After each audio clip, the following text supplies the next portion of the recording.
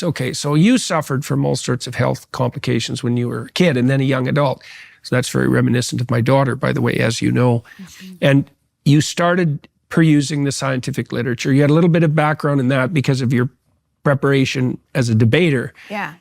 And so you had to teach yourself, at least to some degree, to think like a scientist. Right. Which is to contrast the evidence, to learn to read the journals as well, which is not a simple matter. Most scientists can't read the journals. So, yeah, okay. And then you had this bout with appendicitis. And so, okay, let's continue on from there. So, I continued working on in the corporate world. And I remember having this really terrible boss. And he was so bad that I started not being able to sleep at night. I started to get very fearful of, just going to work, and it was becoming an issue. He was very aggressive, and in the way he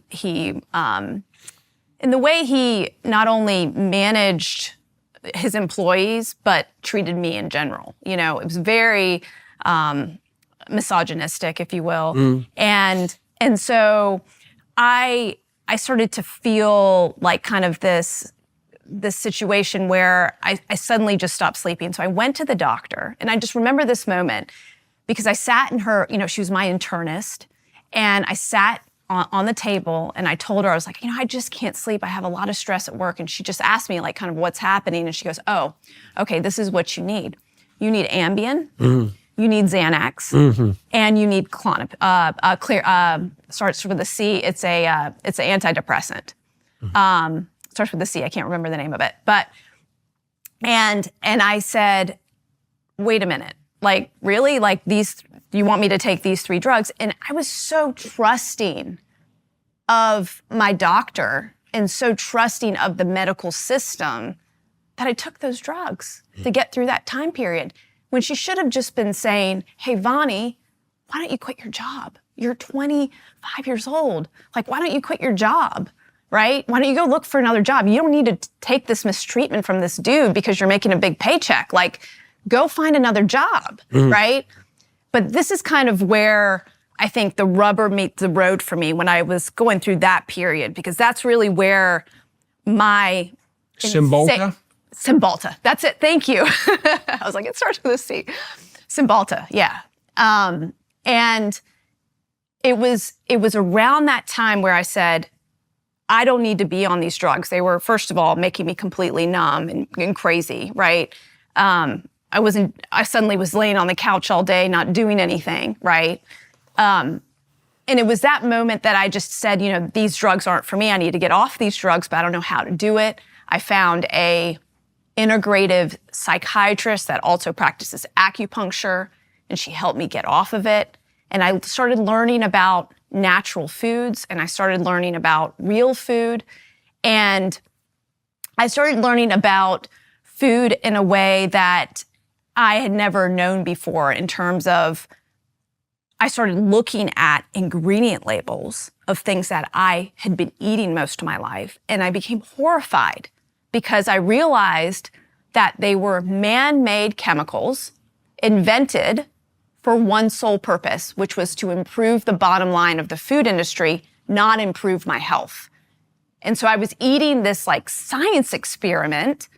No wonder I didn't feel good, right? And I'd gained the weight and ended up in the hospital with appendicitis, but also didn't even have any other mechanism to get through a stressful time. The only option I was given from my doctor was, here you go, is, all of these different, brain-altering medications. And it wasn't until I made the connection that you can actually get through stressful times through meditation, through sleeping well, through, eating well, from getting off of processed foods that actually make it very hard to think clearly.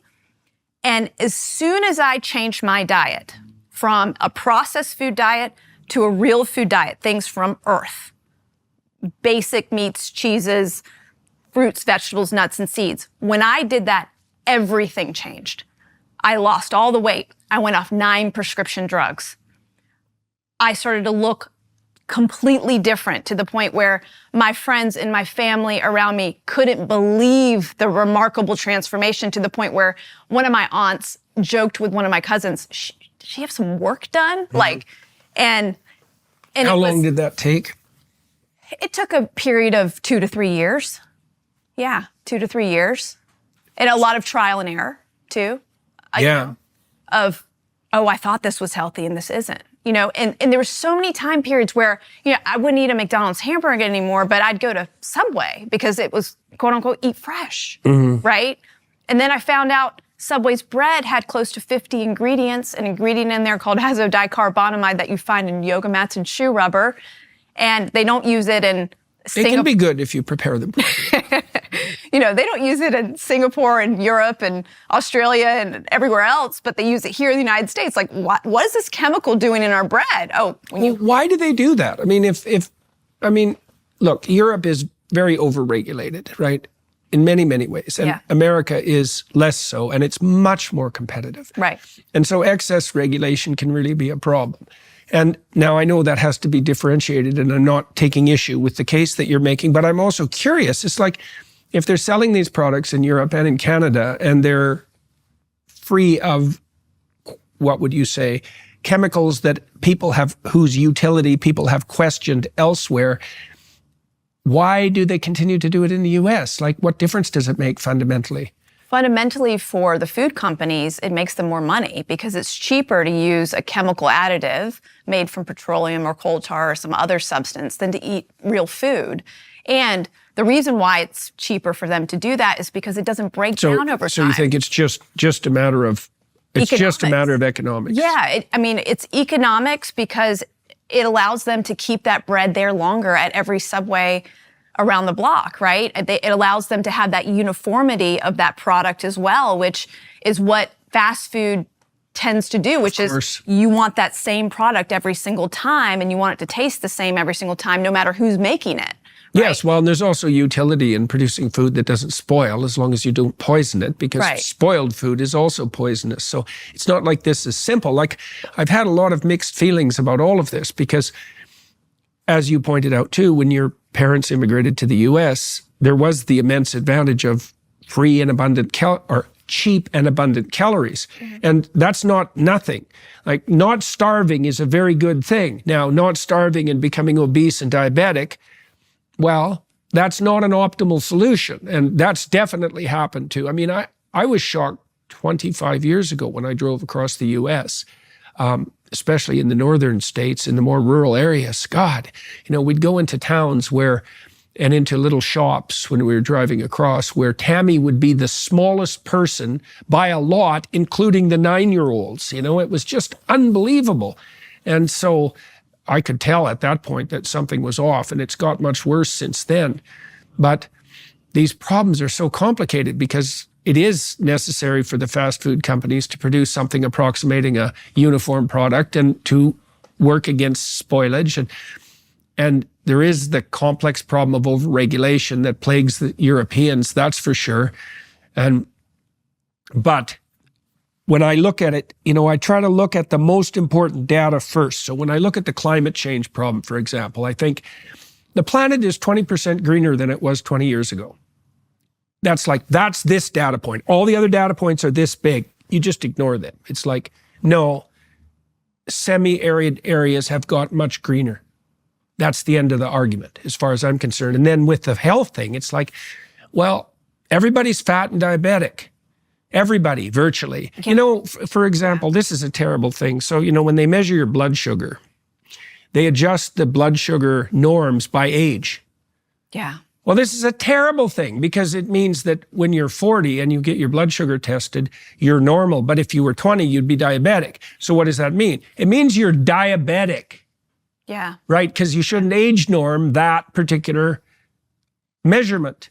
And so that's terrible. And you undoubtedly do know, insulin resistance is a disaster, and too much sugar is really hard on people. That's why diabetics lose their limbs.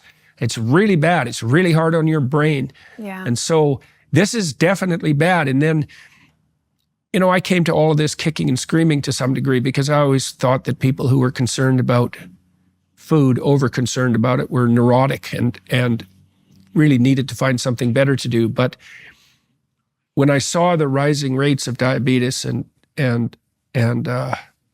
obesity, and then also learned about the food pyramid, it's like, oh, I see. This is a complete bloody catastrophe and a real, like a rat's nest and a Pandora's box. And well, you found that out when you were in your 20s.